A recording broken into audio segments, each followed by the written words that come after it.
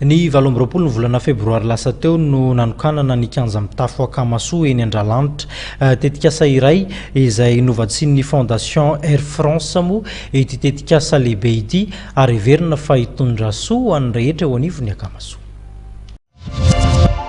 Ny enimpolo isanjato ny fanatsarana ny foto-drafitrasan'ny kanja mitafo ny akamasoa ety Andralanitra ity dia ny fondation Air France no niantoka azy.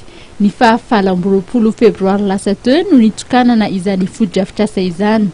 Ho an'ny Mompera Pedro dia zava-dehibe ny fanavaozana noentina tamin'ny kianja fanaovana fanatanjahantena ity. Zava-dehibe ilay fanavaozana an'io satria efa kely izy teo, tsy voahidy teo izy, tsy voahidy, tsisy rindrina. Dia nidirany olona rehetra, misy manararaotra koa, sady lasa kely.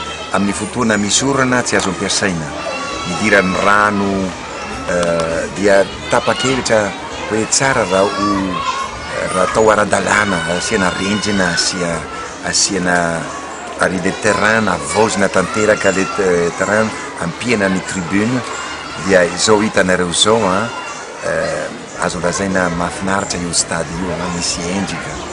Nambarany fa tolona ny asa isan'andro ary tsy maintsy tohizana miaraka amin'ny ezaka. Zay tsy afaka miady rery, tsy maintsy miady amin'ny fahantrana sy kolikoly, miaraka amin'ny fanjakana, miaraka amin'ny fiangonana, miaraka amin'ny société civile, miaraka amin'ny fikambanana masina rehetra sy ny fikambanana sportive rehetra, tsy maintsy mifanometanana isika, tsy maintsy vonjena reto ankizy mahafinaritra reto. Mariana fa eto amin'ny akamasoa dia ny fanabeazana no fototry ny asa rehetra.